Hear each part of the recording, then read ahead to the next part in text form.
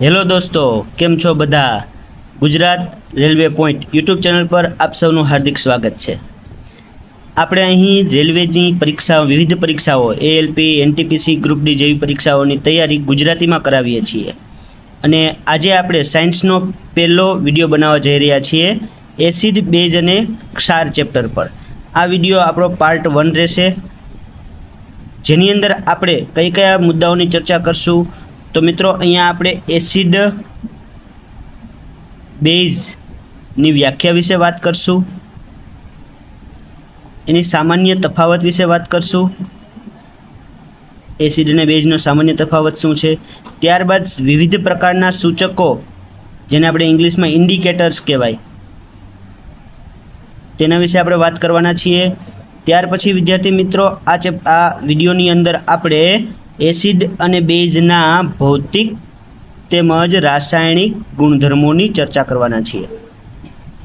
તો આશા રાખું છું કે તમે આ વિડીયો સંપૂર્ણ જોશો. તો સ્ટાર્ટ કરીએ આપણો આજનો વિડીયો એસિડ, બેઝ અને ક્ષાર માટે. તો સૌ પ્રથમ આપણે એસિડ અને બેઝનો સામાન્ય તફાવત જોઈએ. આ તફાવતથી આપણને ઘણા બધા મુદ્દાઓ એકદમ ક્લિયર થઈ જશે. એસિડ અને બેઝ, તો મિત્રો તમે જાણો જ છો કે જે પણ રાસાયણિક પદાર્થો જલીય દ્રાવણમાં H+ આયન ઉત્પન્ન કરે, H+ આયન અથવા તો તમે H3O+, હાઇડ્રોનિયમ આયન પણ કહી શકો, ઉત્પન્ન કરે, તેને આપણે એસિડ કહીએ છીએ. જ્યારે મિત્રો બેઝ જલીય દ્રાવણમાં OH- એટલે કે હાઇડ્રોક્સાઇડ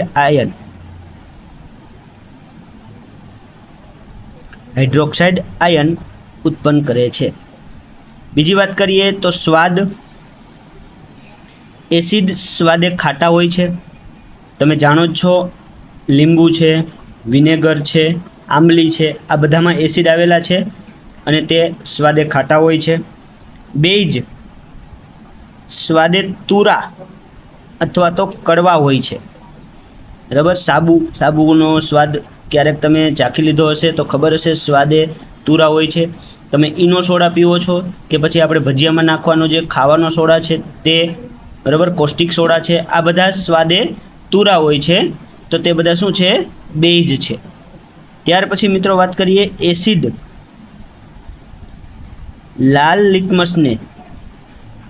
ભૂરા લિટમસને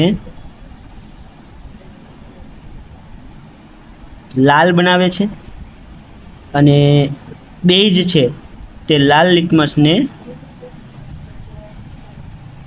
ભૂરું બનાવે છે. જો તમને સ્પીડ ધીમી લાગતી હોય તો તમે 1.5 કે 2x ની સ્પીડ રાખી અને વિડીયો જોઈ શકો છો. પરંતુ આ વિડીયોમાં હું મેક્સિમમ પોઈન્ટનો સમાવેશ કરી લઈશ, જેથી એસિડ અને બેઝનો કોન્સેપ્ટ તમારો એકદમ ક્લિયર થઈ જશે. આગળ વાત કરીએ મિત્રો લિટમસ પેપર વિશે. આપણે આ જ વિડીયોની અંદર આગળ જતાં ખૂબ જ વિસ્તારપૂર્વક પણ વાત કરશું. કેટલી પ્રકારના લિટમસ પેપર આવે, લિટમસ પેપર કઈ રીતે બને છે, તેના વિશે પણ આપણે વાત કરશું. મિત્રો એસિડની પીએચ વિશે પણ આપણે ચર્ચા કરશું. 7 કરતાં ઓછી હોય છે, બરાબર. પીએચ છે 7 કરતાં ઓછી હોય છે. બેઝની પીએચ 7 કરતાં વધારે હોય. અને ક્ષાર હોય તો ક્ષારની પીએચ એક્ઝેક્ટ 7 હોય છે. એટલે પીએચ પત્ર અને પીએચ માપક્રમ વિશે આપણે વાત કરશું ત્યારે વધારે વિસ્તારપૂર્વક આ વસ્તુ આપણે જોશું. મિત્રો એસિડ ધાતુ સાથે પ્રક્રિયા કરી હાઇડ્રોજન વાયુ આપે છે.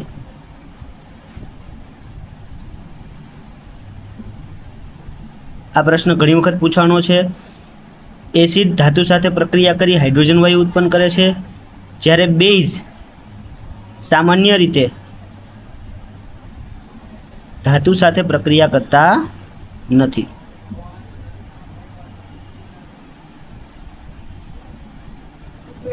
મિત્રો હું જે અહીંયા લખાવું છું તે નોટ્સ ખાસ કરીને તમે ઉતારતા જજો સાથે સાથે, જેથી કરીને આગામી પરીક્ષાઓ જે પણ આવે તો તેના માટે તમારી પાસે મટીરિયલ ક્યાંય ગોતવા ન જવું પડે, તમારું ખુદનું મટીરિયલ તમારી પાસે તૈયાર થઈ જાય. આગળ મિત્રો, એસિડ બેઝ સાથે પ્રક્રિયા કરી ક્ષાર અને પાણી આપે છે. બેઝ એસિડ સાથે પ્રક્રિયા કરી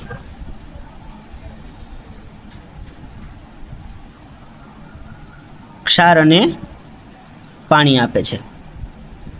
તો બંને એકબીજાના વિરોધી છે. તો એસિડ બેઝ સાથે પ્રક્રિયા કરે તો બેઝ એસિડ સાથે પ્રક્રિયા કરે, કોઈ પણ બંને વસ્તુ તો સેમ જ છે, જેને આપણે તટસ્થીકરણ પ્રક્રિયા કહીએ. અહીંયા જે મુદ્દા હું અહીંયા તફાવતમાં લઉં છું તે મુદ્દાને વિસ્તારપૂર્વક આપણે આ ચેપ્ટરની અંદર અભ્યાસ કરવાના છીએ. મિત્રો, એસિડ ધાતુ કાર્બોનેટ સાથે પ્રક્રિયા કરી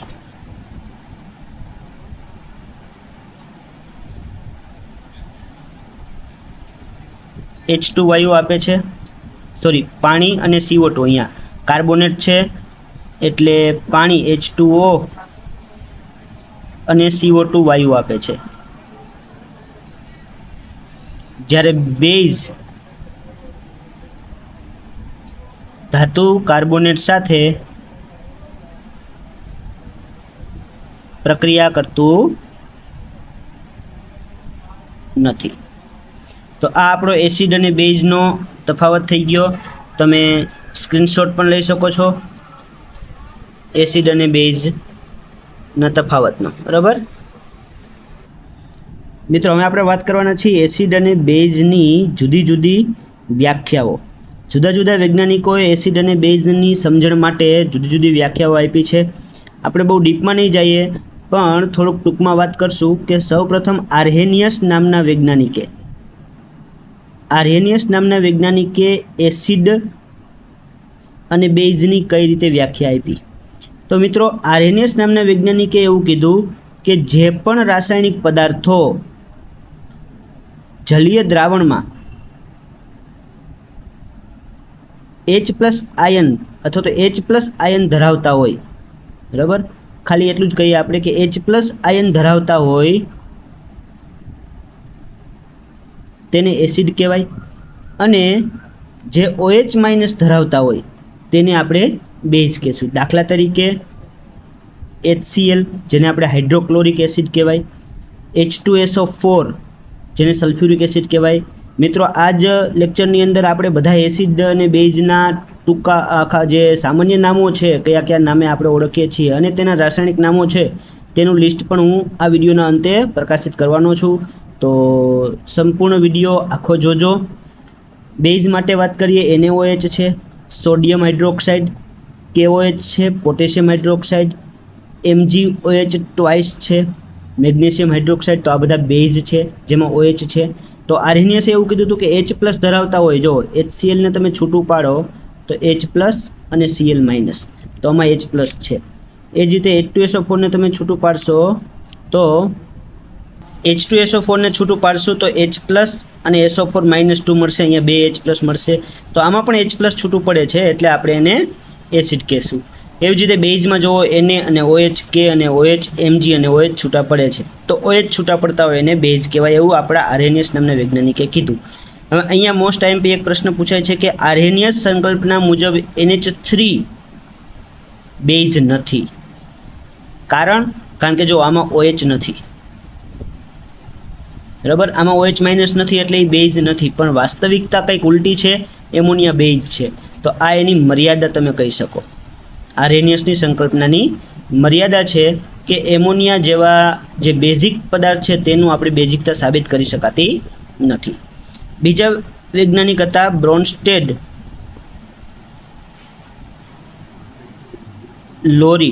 અને લોરી નામના વૈજ્ઞાનિકોનો એસિડ બેઝ સિદ્ધાંત.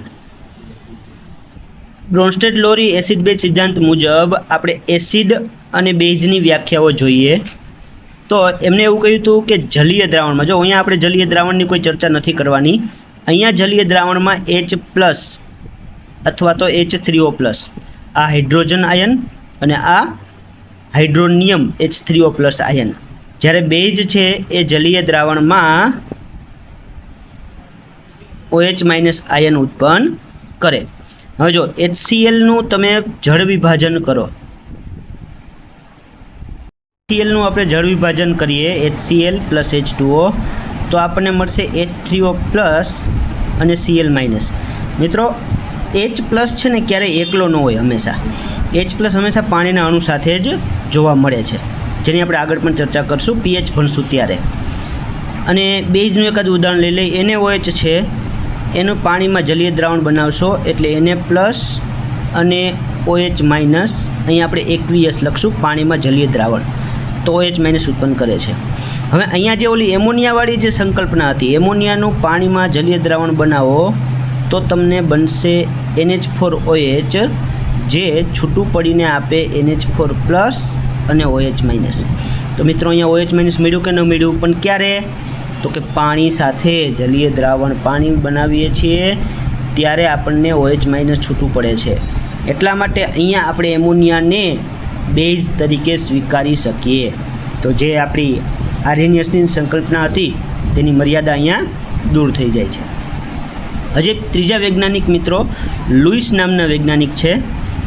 ગ્રુપ ડીમાં અને ALPમાં લુઈસ વિશે બહુ ઓછું પૂછાય છે, અથવા તો ન બરાબર પૂછાય છે, પરંતુ NTPC જેવી પરીક્ષાઓમાં લુઈસ એસિડ બેઝ વિશે પૂછાય છે. બરાબર, લુઈસનો એસિડ બેઝ સિદ્ધાંત. તો લુઈસ મુજબ એસિડ અને બેઝ કેવી રીતે આપણે નક્કી કરશું? તો લુઈસ મુજબ એસિડ આપણે કોને કહેશું? તો કે જે ઇલેક્ટ્રોન સ્વીકારે. શું યાદ રાખવાનું? બસ આટલું યાદ રાખો, જે ઇલેક્ટ્રોન સ્વીકારે તે એસિડ, અને જે ઇલેક્ટ્રોન દાન કરે તે બેઝ.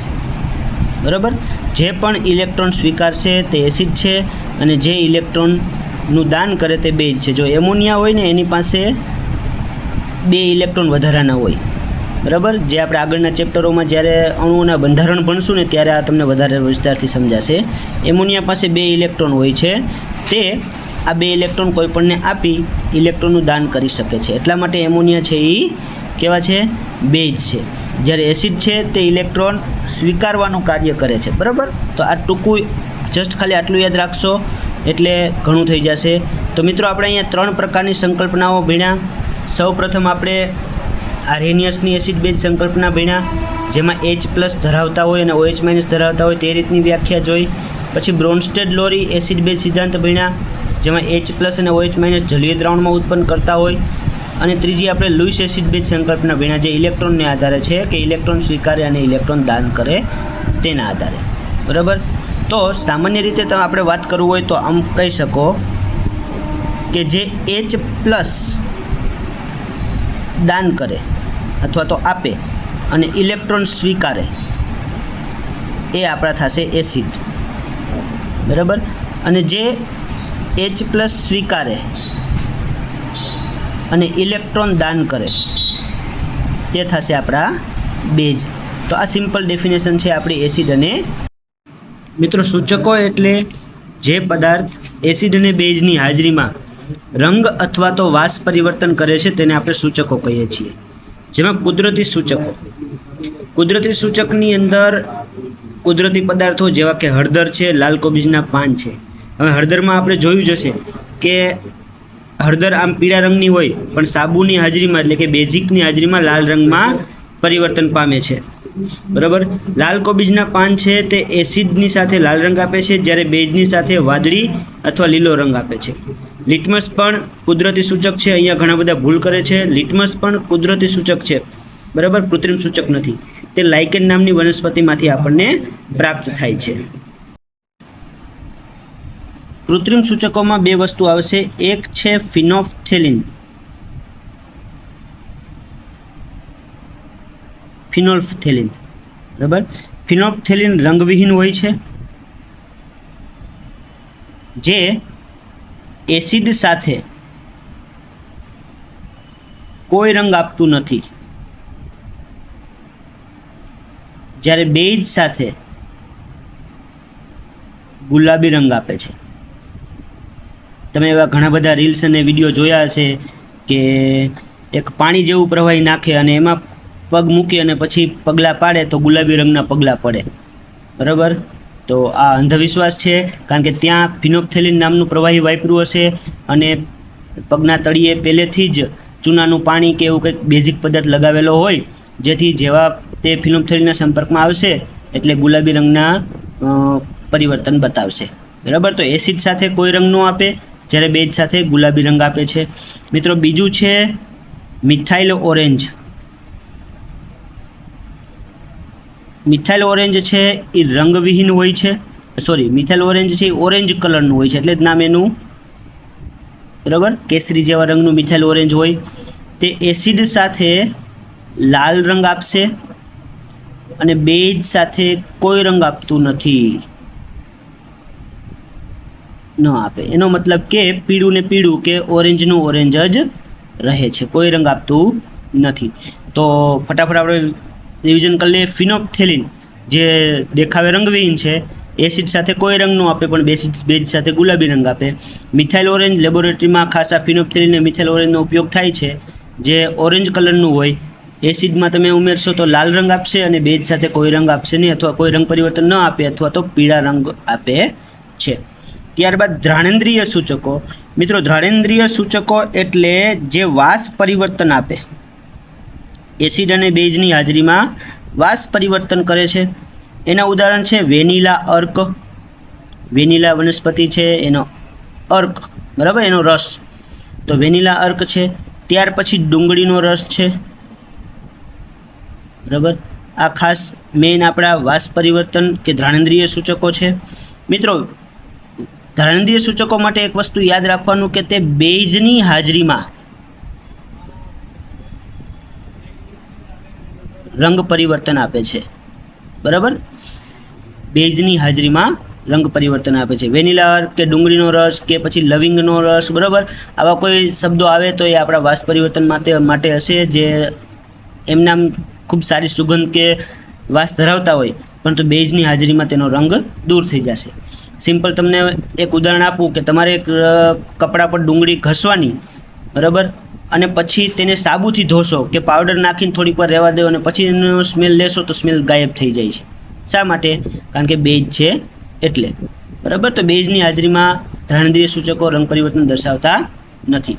હવે મિત્રો આપણે જે ભણ્યા એના ઉપરથી થોડોક આપણા જે કહેવાય MCQ પૂછાય. ધારો કે આપણી પાસે HCl છે, H2SO4 છે, એસિટિક એસિડ છે, 3 બેઝ લઈ લઈએ, NaOH, KOH અને MgOH ટ્વાઇસ.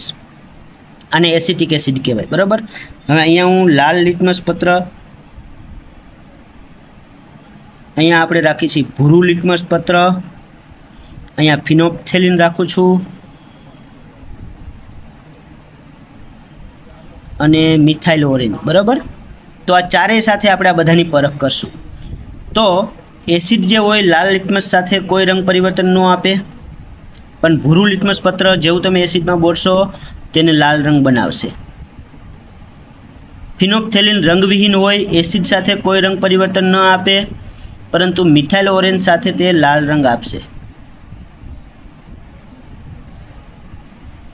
NaOH, આ બધા બેઝિક પદાર્થ છે. બેઝિક પદાર્થ લાલ લિટમસ પત્ર સાથે લાલને ભૂરું બનાવે છે. બરાબર, જ્યારે ભૂરા લિટમસ પત્ર પર કોઈ અસર દર્શાવતા નથી. ફિનોપ્થેલિન સાથે ગુલાબી રંગ આપે છે,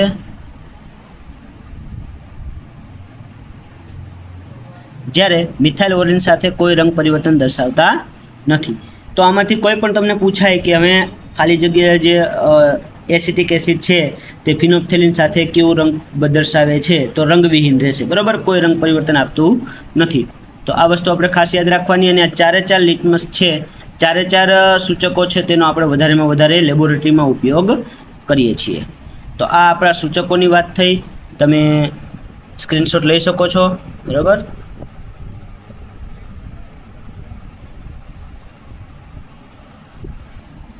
મિત્રો હવે થોડાક એસિડ અને બેઝના ઉદાહરણ આપણે જોઈ લઈએ, જેથી કરીને આગળની જે આપણે રાસાયણિક પ્રક્રિયાઓ ભણવાના છીએ તેની અંદર આપણને ખૂબ જ ઉપયોગી થાય. એસિડ HCl, જેને આપણે કહીશું હાઇડ્રોક્લોરિક એસિડ. H2SO4, જેને આપણે સલ્ફ્યુરિક એસિડ કહીશું, જેને આપણે એસિડનો રાજા પણ કહેવામાં આવે છે. એસિડનો રાજા, ગુજરાતીની પરીક્ષાઓમાં ઘણી વખત તમે આ શબ્દ સાંભળ્યો હશે, એસિડનો રાજા કયો છે. પછી HNO3 જેને કહેવાય નાઇટ્રિક એસિડ, આ પ્રબળ એસિડ છે. પછી મિત્રો CH3COOH, આને કહેવાય એસિટિક એસિડ. એસિટિક એસિડનું બીજું નામ છે ઇથેનોઇક એસિડ. ALPની પરીક્ષામાં પૂછાણું હતું નીચેનામાંથી કયું ઇથેનોઇક એસિડનું અણુસૂત્ર છે, બરાબર, તો યાદ રાખજો. આને વિનેગર પણ કહેવાય, બીજું સરકો પણ કહેવાય. તો ઇથેનોઇક એસિડ ખૂબ જ અગત્યનું એસિડ છે. ત્યાર પછી HCOOH, આને મિત્રો કહેવાય vinegar, methanoic acid. Methanoic acid કે જેને આપણે ફોર્મિક એસિડ પણ કહેશું. તમે સાંભળ્યું હશે કે કીડી ચટકો ભરે, બરાબર, તો ત્યારે આપણને કીડી ચટકો ભરે ત્યારે દુખાવો જે થાય છે તે મિથેનોઇક એસિડ ફોર્મિક એસિડને કારણે હોય છે, બરાબર. ફોર્મિકા, કીડીને લેટિન ભાષામાં ફોર્મિકા કહેવાય, એટલે મિથેનોઇક એસિડ કે ફોર્મિક એસિડ છે તેનું અણુસૂત્ર છે HCOOH. પછી મિત્રો HCN છે, બરાબર, સાયનિક એસિડ. HF છે હાઇડ્રોફ્લોરિક એસિડ. HI છે હાઇડ્રોઆયોડિક એસિડ. આ બધા એસિડ છે. બેઝની વાત કરીએ તો NaOH જેને કોસ્ટિક સોડા કહેવાય. કોસ્ટિક સોડા જે આપણે ગટર સાફ કરવા માટે કે બ્લોક થઈ ગયું હોય ત્યારે આપણે જે નાખીએ છીએ તે NaOH હોય છે, કોસ્ટિક સોડા, જેનું નામ છે સોડિયમ હાઇડ્રોક્સાઇડ. મિત્રો રાસાયણિક પદાર્થોના નામ કઈ રીતે આપવા તેના માટે પણ આપણે અલગથી સ્પેશિયલ એક વિડીયો બનાવશું, જેથી કરીને કોઈ પણ રાસાયણિક પદાર્થ હોય તો તેનું નામ તમે આપી શકો. KOH તો આને કહેશું આપણે પોટેશિયમ હાઇડ્રોક્સાઇડ.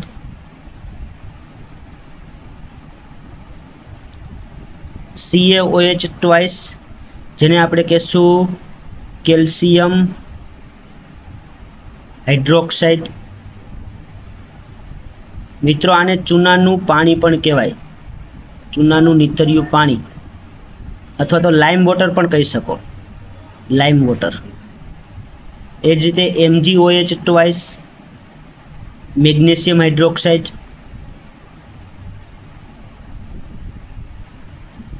મેગ્નેશિયમ હાઇડ્રોક્સાઇડ જેને આપણે મિલ્ક ઓફ મેગ્નેશિયા કહેવાય છે, મિલ્ક ઓફ મેગ્નેશિયા. એનો ઉપયોગ મિત્રો એસિડિટીના ઉપચારની અંદર MgOH ટ્વાઇસ, કારણ કે એસિડિટીમાં એસિડનો વધારો થાય છે તો એને ઘટાડવા માટે આપણે બેઝિક પદાર્થો ઉપયોગ કરીએ છીએ. તો સાબુ, ખાવાનો સોડા, આપણું જે ઈનો આવે છે તે ઈનો, આ બધા બેઝિકના ઉદાહરણ છે, બરાબર. ખાવાનો સોડાનું અણુસૂત્ર થશે NaHCO3, સોડિયમ હાઇડ્રોજન કાર્બોનેટ. સાબુ છે, સાબુનું અણુસૂત્ર થશે Na2CO3, બરાબર. આગળ જતાં એના વિશે વિસ્તારપૂર્વક આપણે વાત કરશું. તો આ આપણા એસિડ અને બેઝના ઉદાહરણ છે, તમે સ્ક્રીનશોટ પાડી શકો છો. હવે મિત્રો આપણે વાત કરવાના છીએ એસિડના અને બેઝના રાસાયણિક ગુણધર્મો વિશે. રાસાયણિક ગુણધર્મોમાં પહેલી પ્રોસેસ આવશે ધાતુ સાથે પ્રક્રિયા. જો કોઈ પણ એસિડ હોય તે ધાતુ સાથે પ્રક્રિયા કરે એટલે ક્ષાર બનાવશે અને સાથે હાઇડ્રોજન વાયુના પરપોટા આપશે. વધારે મોસ્ટ ઓફ પૂછાય છે શું, તો કે HCl ની ઝીંક ધાતુ સાથે, દાણાદાર ઝીંક સાથે પ્રક્રિયા કરતા તો ક્ષાર બનાવશે ZnCl2 અને હાઇડ્રોજન વાયુના પરપોટા. તમને એવું પૂછાય કે એક અમ્લ છે, એસિડ છે, જેની અંદર ધાતુના ટુકડા નાખતા વાયુના પરપોટા બને છે, તો આ વાયુ કયો હશે? ઓપ્શનમાં H2O આપેલો હોય, CO2 આપેલો હોય, નાઇટ્રોજન વાયુ આપેલો હોય, તો ત્યાં આપણો જવાબ હાઇડ્રોજન વાયુ આવશે.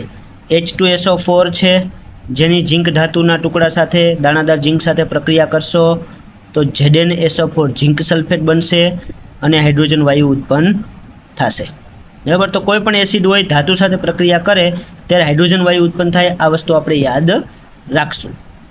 મિત્રો બેઝ છે, બેઝ ધાતુ સાથે પ્રક્રિયા, આપણે અગાઉ કીધું હતું કે બધા બેઝ ધાતુ સાથે પ્રક્રિયા નથી કરતા. પણ જે પ્રક્રિયા કરે છે તે ક્ષાર અને પાણી આપે છે, ક્ષાર અને હાઇડ્રોજન વાયુ આપે છે. દાખલા તરીકે પ્રબળ બેઝ NaOH છે તે ધાતુ, ધારો કે ઝીંક ધાતુ સાથે પ્રક્રિયા કરે, બધી ધાતુ સાથે નથી કરતા, અમુક ધાતુ સાથે જ પ્રક્રિયા કરે છે, બરાબર. તો ઝીંક ધાતુ સાથે પ્રક્રિયા કરે તો Na2Zn. બીજી આવે છે એલ્યુમિનિયમ સાથે, તો NaOH ની પ્રક્રિયા એલ્યુમિનિયમ સાથે કરવામાં આવે ત્યારે NaAlO2 પ્લસ હાઇડ્રોજન વાયુ ઉત્પન્ન કરે છે.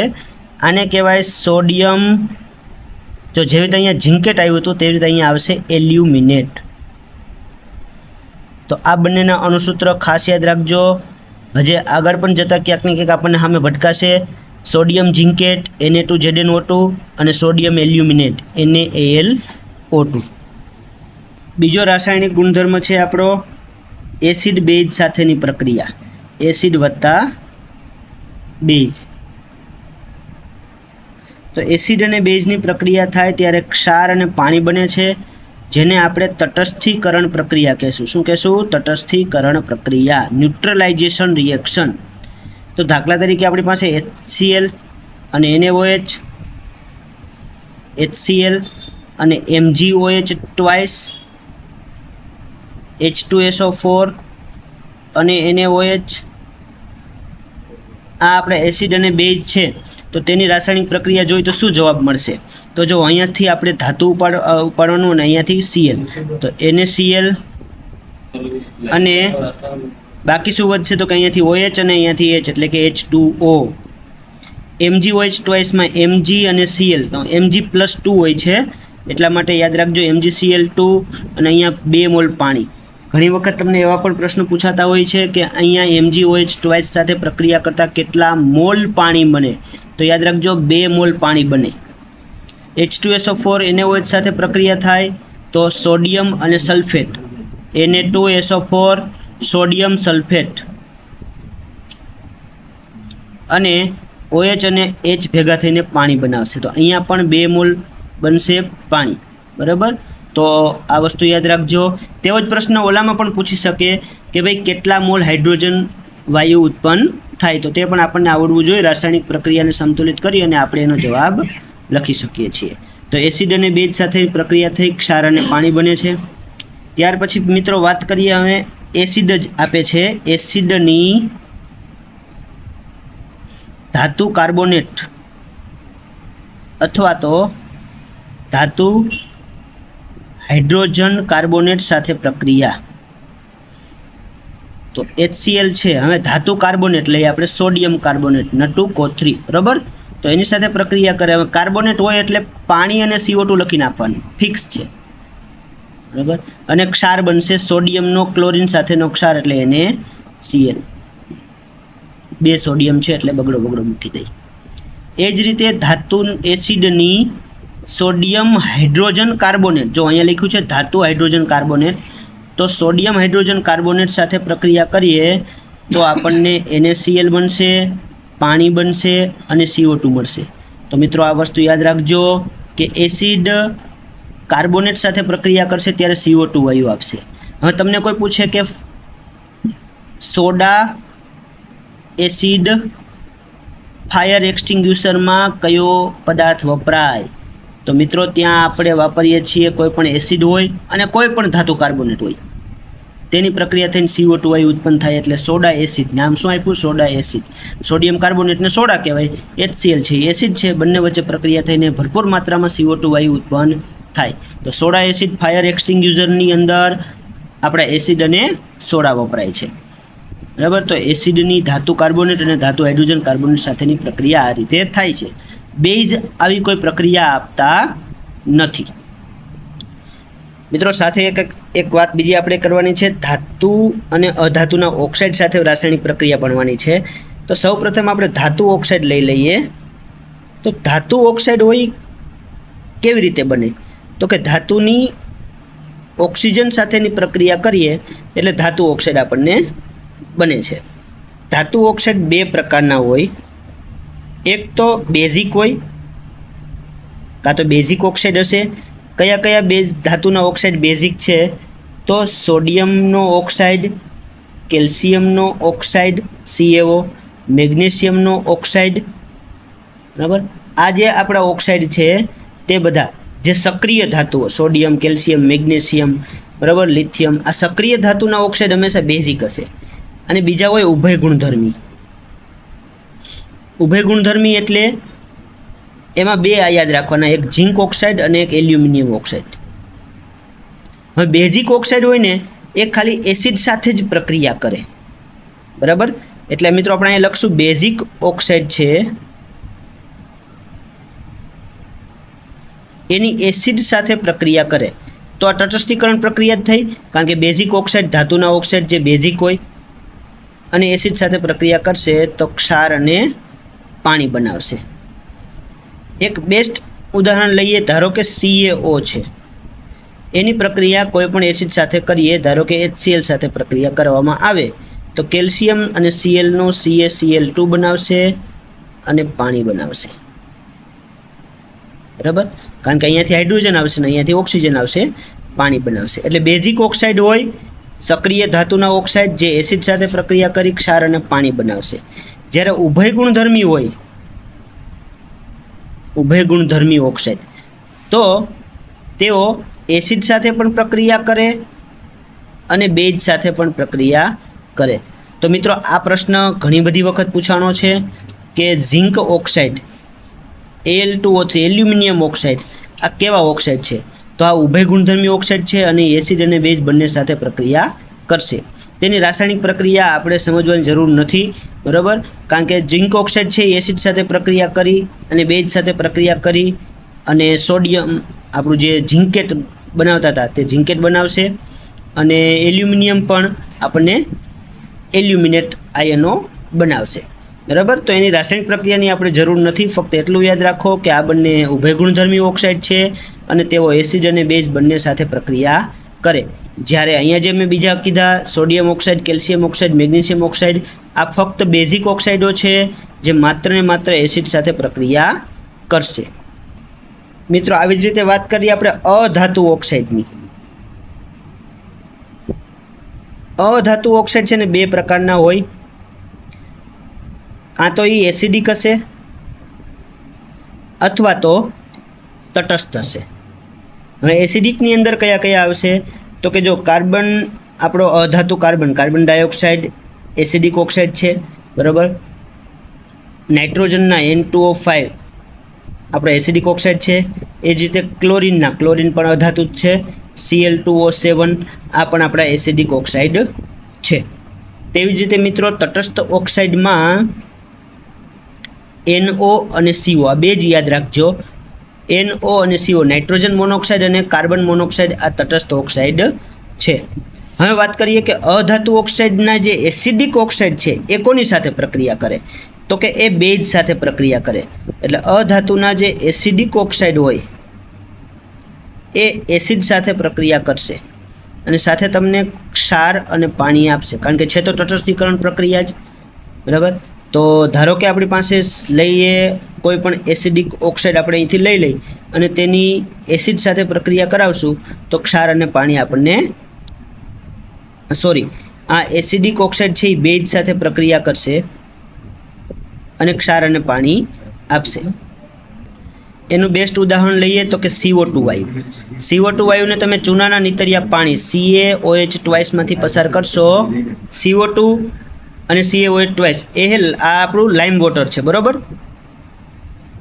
તો ચૂનાના નીતરિયા પાણીમાંથી જેવો કાર્બન ડાયોક્સાઇડ વાયુ પસાર કરશો એટલે તમને પાણી જે છે દૂધિયા જેવું થઈ જાય. પાણીમાં સફેદ રંગના અવક્ષેપ મળશે જેને આપણે CaCO3, કેલ્શિયમ કાર્બોનેટ અને પાણી બનાવશે, બરાબર. તો મિત્રો અહીંયા આપણે શેની વાત કરી? તો કે ધાતુ સાથેની પ્રક્રિયા જોઈ, પછી તો કે એસિડ બેઝની પ્રક્રિયા જોઈ, પછી તો કે ધાતુ કાર્બોનેટ અને હાઇડ્રોજન કાર્બોનેટની ચર્ચા કરી આપણે, અને ત્યાર પછી ઓક્સાઇડની ચર્ચા કરી. તો આ આપણા એસિડ અને બેઝના રાસાયણિક ગુણધર્મો છે. મિત્રો બીજો એક એસિડનું અને બેઝનું આપણે ભણીએ મંદન. હવે મંદન શું છે? તો કે મંદન એટલે એસિડ અથવા બેઝ એમાં પાણી ઉમેરી દેવાનું. આપણે ચા મૂક્યો હોય અને ઘરે વધારાના કોઈ મહેમાન આવી જાય તો આપણે ચાનું પ્રમાણ વધારી દઈએ, બરાબર? બેનોને ખબર હશે, આપણે ચાને મંદ કરી નાખીએ છીએ. તો એસિડ અને બેઝમાં પણ પાણી ઉમેરવાની જે પ્રક્રિયા છે તેને મંદન પ્રક્રિયા કહેવાય. અને આ મંદન પ્રક્રિયા હંમેશા ઉષ્માક્ષેપક હોય છે. આ યાદ રાખજો, ઉષ્માક્ષેપક હોય છે કારણ કે તેમાં ઉષ્મા ઉત્પન્ન થાય.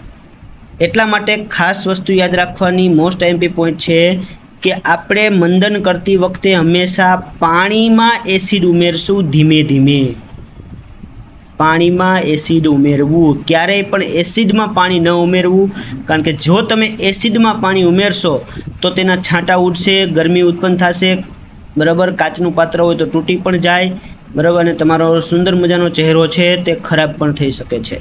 એટલે ક્યારેય પણ એસિડમાં પાણી નહીં નાખવાનું. હંમેશા પાણી ભરેલું બાઉલ હોય તેની અંદર ધીમે ધીમે એસિડ નાખી અને આપણે દ્રાવણ બનાવવામાં આવે છે. મંદન પ્રક્રિયા એટલે શું? તો કે તમારી પાસે સાંદ્ર એસિડનું દ્રાવણ હોય, એ સાંદ્ર એસિડના દ્રાવણમાં તમે પાણી ઉમેરી અને તેને મંદ કરી શકો છો. તો સાંદ્ર દ્રાવણ અને મંદ દ્રાવણ એટલે પણ અહીંયા કોન્સેપ્ટ ક્લિયર સમજી લ્યો કે સાંદ્ર એટલે જેમાં પાણીનું પ્રમાણ ઓછું હોય તેને સાંદ્ર એસિડ કહેવાય. મંદ એટલે એમાં પાણીનું પ્રમાણ વધારે હોય તો તેને મંદ કહેવાય. તો સાંદ્ર અને મંદ ફક્ત સરખામણીથી કરી શકાય. દાખલા તરીકે 1 લિટર પાણીમાં 300 ml HCl ઉમેરેલું છે અને 1 લિટર પાણીમાં આપણે 50 ml HCl ઉમેરેલું છે, તો આ બંનેની સરખામણીમાં આ આપણું સાંદ્ર થશે, આ આપણું મંદ થશે.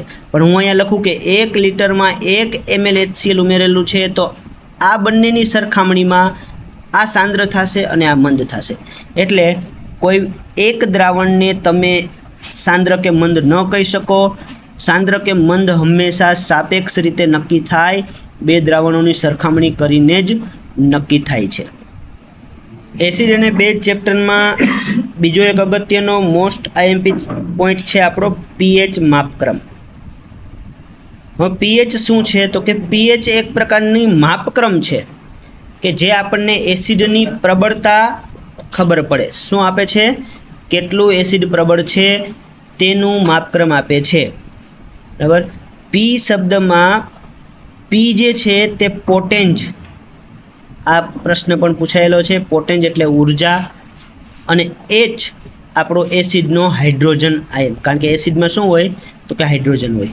તો મિત્રો પીએચ માપક્રમ છે ને તે એસિડમાં રહેલ H+ આયન નું પ્રમાણ નક્કી કરવા વપરાતો માપક્રમ છે. એસિડમાં રહેલ H+ની પ્રબળતા, બરાબર, કે એસિડની પ્રબળતા નક્કી કરવા માટેનો માપક્રમ છે. પીએચનું સૂત્ર થાય -log. લોગ એક પ્રતિવિધેય છે. જો બરાબર ફક્ત 10 ધોરણ ભણેલા હશો તો લોગ વિશે નહીં જાણતા હોય, પણ લોગ જેમ સાઇન કોસ ટેન થીટા વાળું જે પ્રતિવિધેય ગણિતમાં આવે તેવું જ લોગ એક પ્રતિવિધેય છે. લોગ H3O+ અથવા તો H+, આ આપણું થશે પીએચનું સૂત્ર. હવે મિત્રો પીએચ વિશેની બેઝિક માહિતી આપણે થોડીક લઈ લઈએ. તો પીએચ છે એ 0, 7 અને 14. આ પીએચનું મૂલ્ય હોય 0 થી 7, 7 થી 14. તો 0 થી 7 હોય જેની પીએચ તેને આપણે એસિડ કહેશું. 7 થી 14ની વચ્ચે હોય તેને આપણે બેઝ કહેશું. અને 7 હોય તો તેને આપણે તટસ્થ કહેશું. તો 0 થી 7 pH <7, બરાબર, તેને આપણે એસિડિક કહેશું. pH 7 કરતાં વધારે હોય એને બેઝ કહેશું. હવે મિત્રો આવી રીતે આપણે લઈ લઈએ. તો અહીંયા જો pH જેમ જેમ વધે છે, જે આ આપણો ભાગ છે તે આપણો બેઝિકતાનો ભાગ છે, બરાબર. આને આપણે બેઝિકતા કહેશું કે 0 થી 14 તરફ જાય તેમ બેઝિકતા વધે. અને આ આપણો એસિડિકતાનો ભાગ છે કે 0 થી જેમ તમે 14 તરફ જાશો તેમ એસિડિકતા ઘટે છે. એટલે મિત્રો યાદ રાખજો કે જો pH વધે તો બેઝિકતા વધે અને એસિડિકતા ઘટે. મોસ્ટ આઈએમપી છે.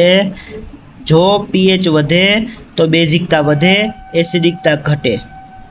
જો પીએચ ઘટે તો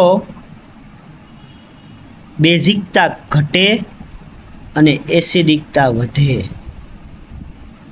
એટલે ધારો કે આપણી પાસે બે દ્રાવણ છે, એક એ દ્રાવણ છે અને એક બી દ્રાવણ છે. તો એ દ્રાવણની પીએચ ધારો કે છે 4 અને બી દ્રાવણની પીએચ છે 8 કે 9 લઈ લઈ. તો આ 4 દ્રાવણવાળું જે એસિડ જે પદાર્થ છે એ આપણો એસિડ હશે અને 9 વાળું છે એ આપણો બેઝ હશે. હવે તમને કોઈ પૂછે કે આમાં કયું વધારે એસિડિક છે, તો એ વધારે એસિડિક હશે, બી ઓછું એસિડિક હશે. એટલે તમને શું કેવી રીતના પ્રશ્ન પૂછાય એમસીક્યુમાં કે એ બી સી ડી ઈ આવી રીતે આપેલા છે. એની પીએચ છે 1, બીની પીએચ છે ધારો કે 6, સીની પીએચ 7 છે, ડીની પીએચ 9 છે અને ઈની પીએચ છે 13. તો આનો એસિડિકતાનો ક્રમ, જો એસિડિકતાનો ક્રમ લખવો હોય તો સૌથી ઓછી પીએચ હોય ને એ વધુ એસિડિક હોય. એટલે ઘટતો ક્રમ આપણે લખીએ તો આવો આવશે. અને બેઝિકતાનો ક્રમ પૂછ્યો હોય તો વધતો ઘટતો એ તમારે સેટ કરી લેવાનું. આ સૌથી વધુ પ્રબળ બેઝિક હશે. તમને એવું પણ પૂછાય કે આ 5માંથી કયો પ્રબળ એસિડ છે, તો આ પ્રબળ એસિડ છે, આ નિર્બળ એસિડ છે, કારણ કે પીએચ 7ની નજીક છે એટલે નિર્બળ એસિડ છે, આ તટસ્થ છે, આ નિર્બળ બેઝ છે, જ્યારે આ પ્રબળ બેઝ છે. બરાબર. NaOHની પીએચ લગભગ 14ની નજીકતમ હોય છે અને HCl હાઇડ્રોક્લોરિક એસિડની પીએચ 1ની નજીક હોય છે. તો અહીંયા આવી રીતે તમને ચડતો ઉતરતો ક્રમ પીએચનો પૂછાય તો આપણને લખતા આવડવું જોઈએ.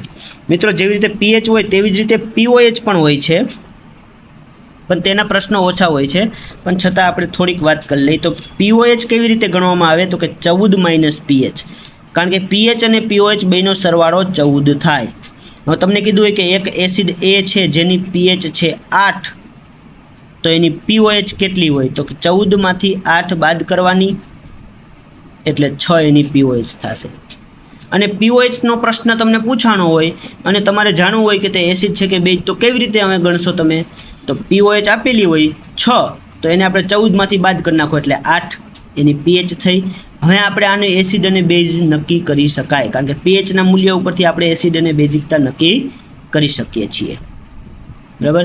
તો મિત્રો, આ વાત થઈ આપણી પીએચની. તમે સ્ક્રીનશોટ લેવો હોય તો લઈ શકો છો. વિડીયો પુશ કરી અને તમે સ્ક્રીનશોટ લઈ શકો છો. તો મિત્રો, અહીંયા આપણો એસિડ અને બેઝનો પાર્ટ 1 અહીંયા આપણે કમ્પ્લીટ કરીએ છીએ. નેક્સ્ટ વિડીયોની અંદર આપણે એસિડ અને બેઝને લગતા રાસાયણિક પદાર્થો જે છે તેની બનાવટ, ગુણધર્મો અને ઉપયોગો આપણે ભણશું. સાથે સાથે તેના જે પીવાયક્યુ અને એમસીક્યુ છે જે અગાઉની પરીક્ષામાં પૂછાયેલા છે તેની ચર્ચા આપણે નેક્સ્ટ લેક્ચરમાં કરશું. જો તમને મારો વિડીયો ગમ્યો હોય તો લાઈક કરજો અને સાથે સાથે કોમેન્ટ કરવાનું ભૂલતા નહીં. બરાબર. અને આપણી ચેનલને, ગુજરાત રેલવે પોઈન્ટ ચેનલને સબસ્ક્રાઈબ કરજો. સાથે સાથે ગુજરાતના યુવા યુવતીઓને વધુમાં વધુ શેર કરજો, જે આપણી ચેનલ સાથે જોડાય અને ફ્રીમાં રેલવે જેવી પરીક્ષાઓની તૈયારી એ પણ ગુજરાતીમાં કરી શકે. Thank you very much.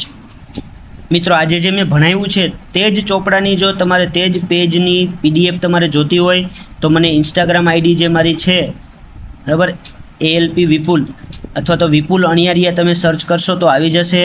તેની અંદર તમે મને હાઈ કરીને મેસેજ કરી અને કહેજો કે સાયન્સ નોટ્સ, તો હું તમને આની PDF તેની અંદર તમને શેર કરી આપીશ. Thank you.